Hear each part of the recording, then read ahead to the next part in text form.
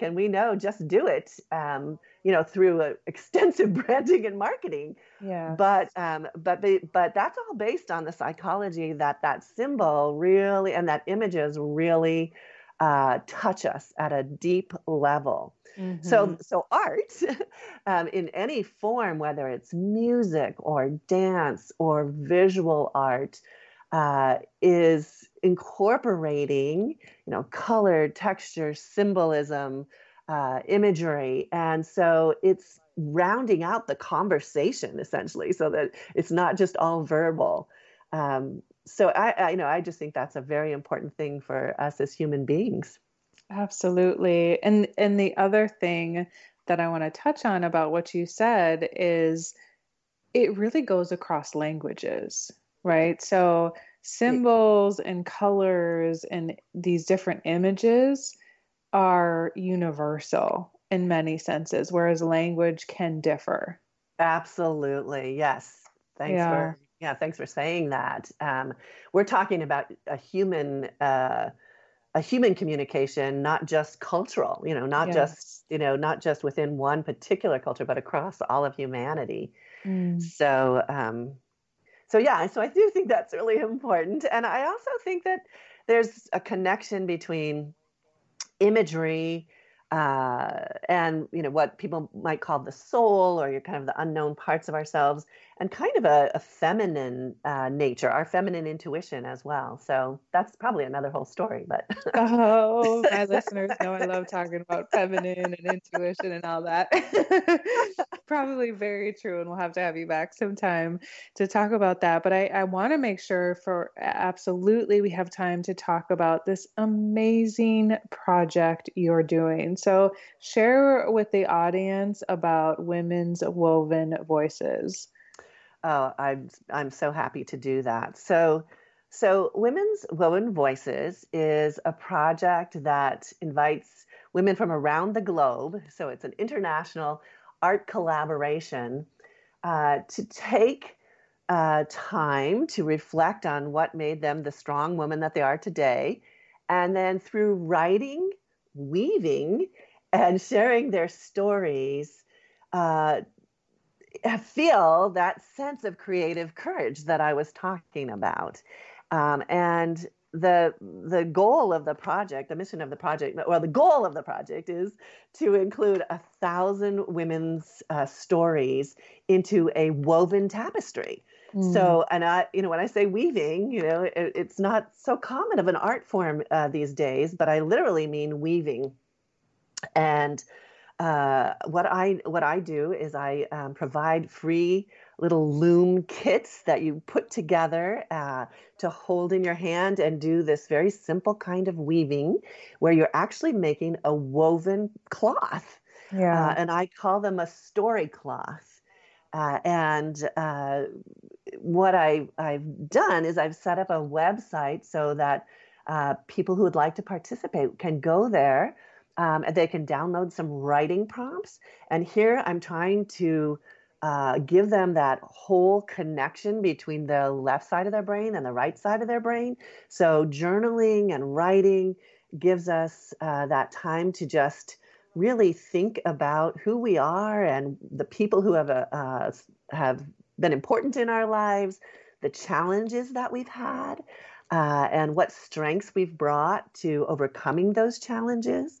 So I do encourage people to write, and then to weave this piece of cloth. Once they submit this cloth to me, I stitch them together. And currently, there's about 150 or more stories stitched together in a tapestry that's about 25 feet long now. Oh my um, gosh. and it's a tremendously beautiful thing to see.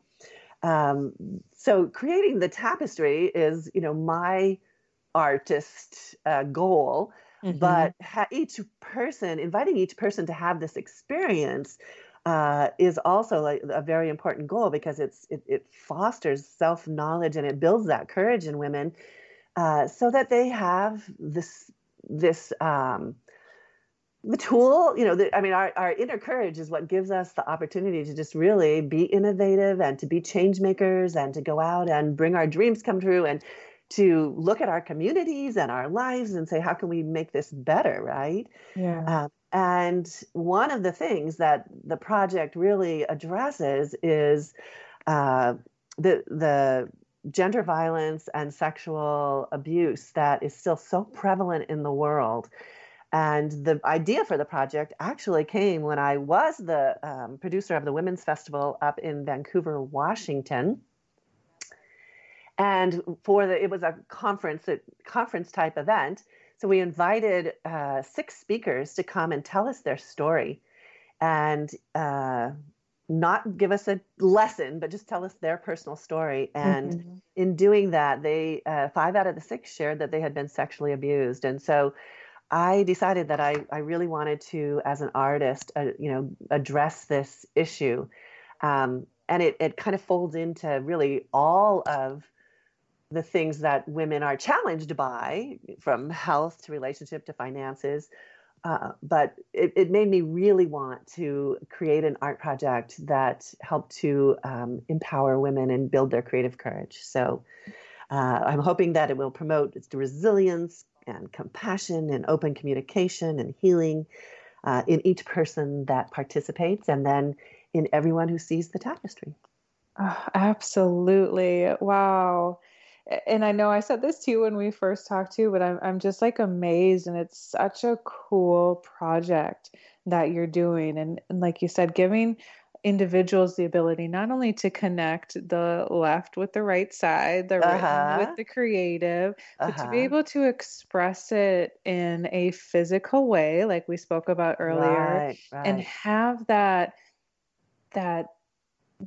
piece of artwork, and to have not only that piece of artwork, but to then be able to share it to something that is much greater, which is very feminine. It's the collaborative, the community, and an incredibly powerful thing you're doing. I absolutely love it. Well, good. Well, I would like to invite all of your listeners to participate. They can go to the womenswovenvoices.com website and order a free loom kit. They can see some pictures, and there's videos and resources. So you don't have to know anything about weaving.